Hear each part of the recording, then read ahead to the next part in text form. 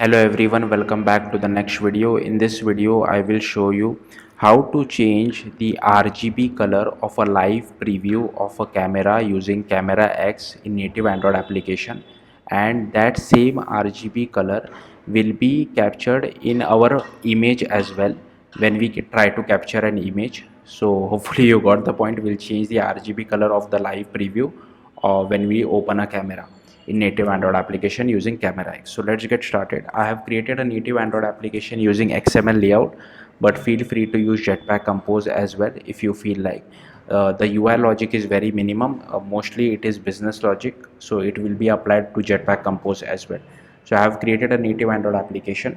First thing which you have to do is you will have to go to build.gradle.kts, and here you will have to add few dependencies. First one is this Android X camera core, then the Android X camera 2, Android X camera lifecycle, Android X camera view, then this Android X media 3 effect, and then the media 3 effect.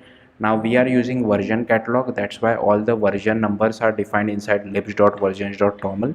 So you will have to open this libs.versions.toml over here, and then you will have to write this camera core dependency, camera 2 dependency, then this media 3 dependency, which is alpha at the time of me recording this video, but if it becomes stable by the time you watch it, make sure you use the stable version only. Then there is this media 3 effect version as well, which is 1.6.1. then here we have this Android X camera 2 dependency, then the camera core dependency, then this camera view, and as well as the camera lifecycle dependency. So make sure you add all these 4 lines of code as well, and here you will have to add this Android X media 3 effect as well as this media 3 effect dependency. So make sure you add all of this stuff, and once you add it, you will see a sync now button. So just to show it to you, here you can see, don't change this to 1.6.0, use 1.6.1 or higher, whatever is available. I just wanted to show you the sync now button. So just click on sync now and it will download the dependencies for you. So I've just reverted it back to 1.6.1, which is the latest at the time of me recording this video. Then you will have to go to android manifest.xml. Sorry, before that, hopefully I have shown you this. You need to add this 4 lines of code, okay, and you also need to add this media 3 effect as well as this 2 lines of code. Okay, so make sure you add these 2 lines as well and these 4 lines. All right, next go to android manifest.xml, and here you have to add this uses feature of camera, so that you will, once you run it on a real device, it will only run if the device has a camera. Then we use this camera permission, and then we use this write external storage permission as well. Okay, then you need to go to activity underscore main, which is present inside res layout. So here we just write this write external storage permission, which is required for devices less than Android P or equal to Android P. For higher Android devices, we don't require this permission. Then inside activity underscore main, like I was saying, you just have to define a preview view. The width and height is 0, and I have assigned it some ID, and we are constraining it to all sides of the screen so that it occupies the entire width and height of the screen. Then here we have defined one button, for which I have defined one ID, I have defined one text, and we are constraining it to the bottom of the screen. Okay, then we have inside main activity, I have just added all these imports. Now I have copied all these imports from documentation, so feel free to pause the video and just copy all these imports which I have. I'll simply scroll through this. Then we are annotating with @unstable API. The reason is, suppose if I remove this, comment this out, if you see, we are getting an error on this line for this. So this particular part is not coming from the alpha version of the library, but it is coming from this particular thing, media 3 effect, which is stable, which is 1.6.1. but this is one of the quirks of Android development, that even if the library is stable, there are some APIs which are unstable. So that's why to resolve this, we have to annotate with @unstable annotation. But hopefully by the time you watch this video, you don't need to add this particular annotation. Okay, then here we have defined this image capture, then we have this camera executor service as well, then here is our preview view as well as our button.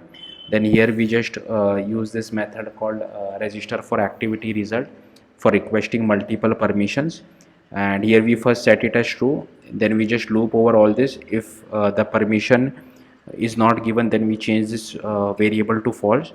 So if permission is not granted, we just display a toast message saying that permission request denied, else we start the camera. Then inside on create, we initialize our viewfinder, we initialize our button, and on click of the button we just call take photo, which I will show you shortly.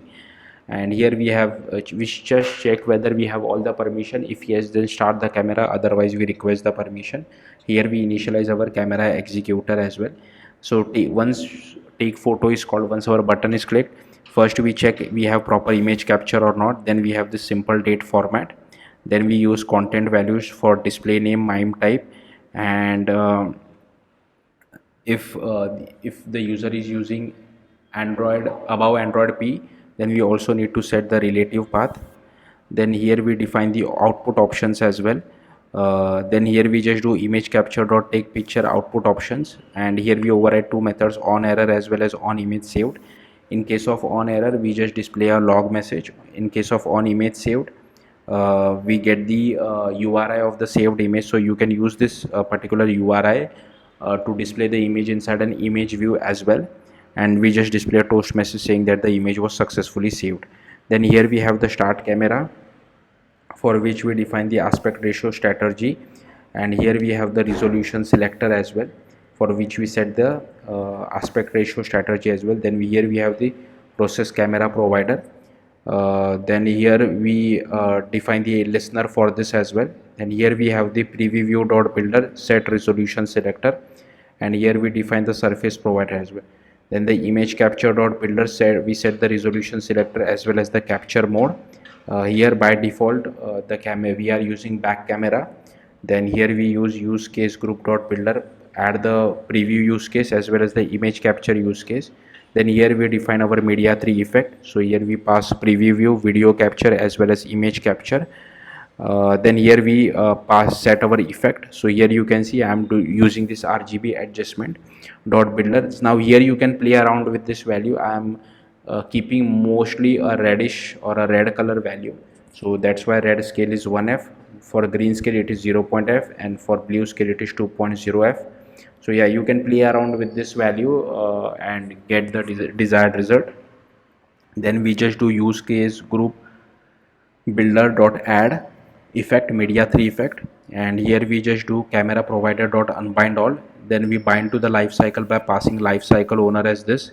Here is our camera selector, and here we use case group builder dot build, and then we request the permission. So this is the method for requesting permission, and here I have one method just to check whether all permissions was granted or not. Here we have this on destroy method where we shut down our camera executor, and here we have defined a companion object where we pass the file name format. And here I have another variable called required permission for which we pass the camera, and if the user is using Android P or below, then we just add this write external storage permission as well to our array.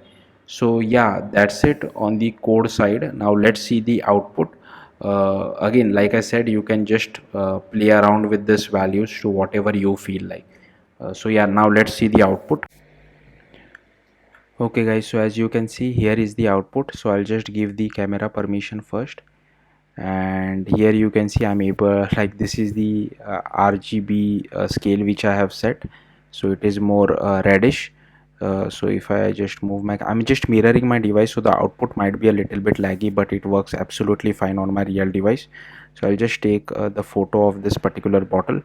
I'll just click on it, take photo, and here you can see that it displayed a success message. And now I can just go to my files app to see that particular photo. So, and here you can see I can just open it, and it has applied that particular filter as well. Now I don't have the greatest of cameras, that's why the output is not that great, but if you have a, like, it is a pretty cheap Android device which I am using. But hopefully you got the point. That's it. Thank you for watching. Bye.